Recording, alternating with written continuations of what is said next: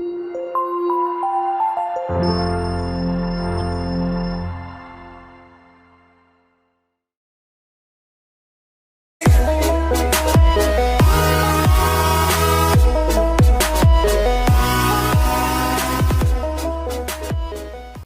reviewing the TOGUARD Game Cam today. As you can see, it comes in a nice camo option here. And I've been using it for, about a week or so. And I've been really happy with it. It's very simple to set up. It has a nice strap system here on the back. So you can put it around a tree. And in fact, you can put it around a fairly large tree like I did. I found that it has great sensitivity. I had it picking up our dog in our yard, and the dog keeps all the other animals away, so I didn't pick up any wild animals. But I'm looking forward to putting this out in the forest somewhere and seeing what I pick up out there. I'll post some photos of the captures it did make at night. I found the battery life to be quite good. I have 6 AA batteries inside, and after using it for several nights in a row, it didn't seem like the batteries were close to being used up. The one issue I have had with this unit is it's not compatible, the app actually is not compatible with every cell phone, apparently. It works well with my Samsung, but doesn't work with my Moto G. That's probably a problem with the app, not with the device itself. But anyway, there it is. I've been pleased with it so far, and it seems to perform quite well even in 20-degree weather, which is what I had it out in for a couple days. The video quality, if you use the video option, is excellent. And also I was very happy with the photo quality, both for daytime as well as for nighttime images. That's all for now. Today I'm going to unbox and review the TOGUARD H85.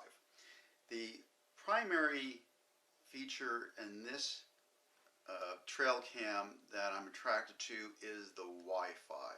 This is going to allow me to access all the functions in here remotely, and also be able to trigger and take pictures if I'd like to. My primary thing is I like to be able to put it in my attic, and when I hear something go bump in the night, take a picture, see what's going on up there, or just leave it up there and remotely check to see if I have everything on there, so I don't have to go climbing up inside the attic and find it.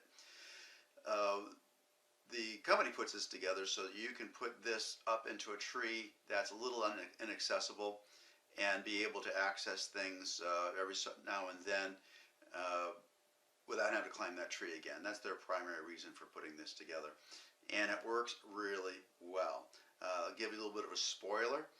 Is the controller worked at about 52 feet away, and this I put up as far away in my yard as I could, which is 75 feet, and it was still working with the phone app, which I'll show you in a little bit.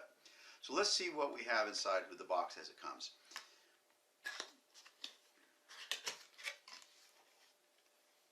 This is the controller. Comes like a little bit of little hold on it just to make a strap like a watch if you want to. Turns it on and off.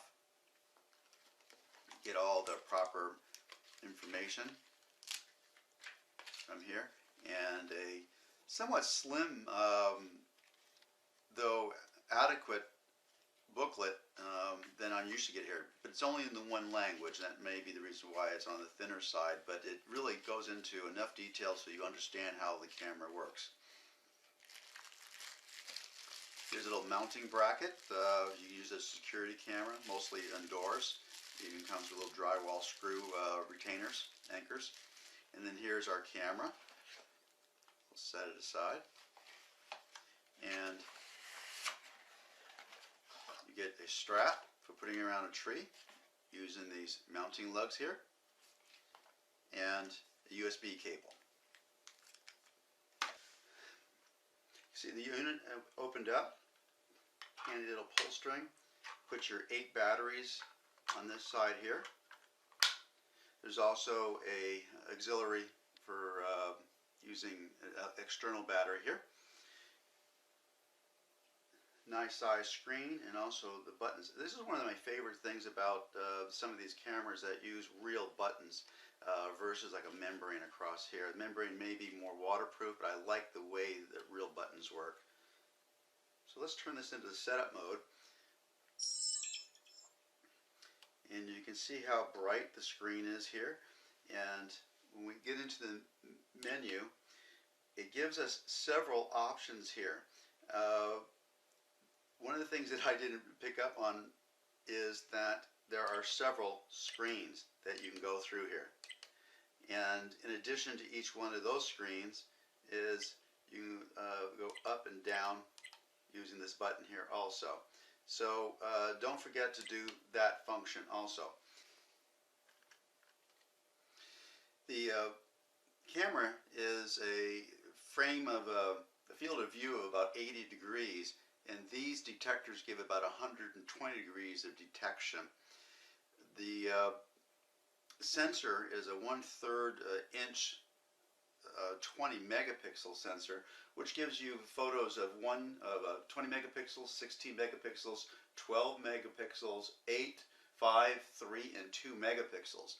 Now this also allows the video to be a bit bigger with the 1296, 1080, 720, 480, and 360 all at 30 frames per second. The time that the videos can run is 5 seconds down to 180 seconds. I like to keep mine at 1 minute because I'm doing mostly wildlife. Now, the infrared LEDs are what we call low glow. There's a little bit of a pink emission from here that you can see if you're looking directly at it. Animals don't seem to really care much about that. If you want to have this for surveillance where you can't detect this at all, you want to get a no glow.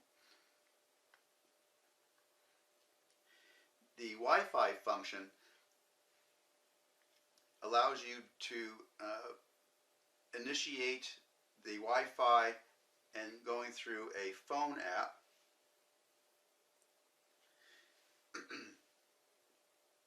Where you can view to see what the camera is looking at, download any pictures that it's taken, delete any pictures that it's taken, take video and photos, change the settings, and check the battery status and also the memory status. So to get an idea to see how this works, we need to have this on. Get it cut down right here.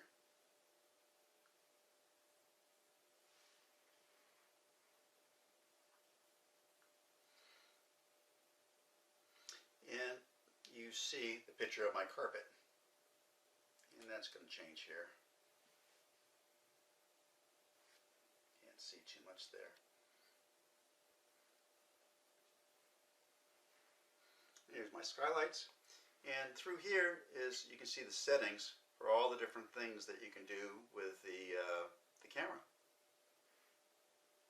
So this is going to be real helpful for putting up in my attic and checking to see if there's any rodents up there, and without having to climb back in the attic every time I want to do that. So this is a real helpful feature. Now most of the time you can find cameras that will have a cellular component on there, but usually not the Wi-Fi for local usage. So I'm going to be adding the various photos that this camera has taken with the different settings on here. I would put it in this video, except they'd be all down to the same resolution of this video, so that wouldn't help. So I'll put them directly up to the review site. If you have any questions on how to use this camera or any other tips, give me a shout out in the comments below.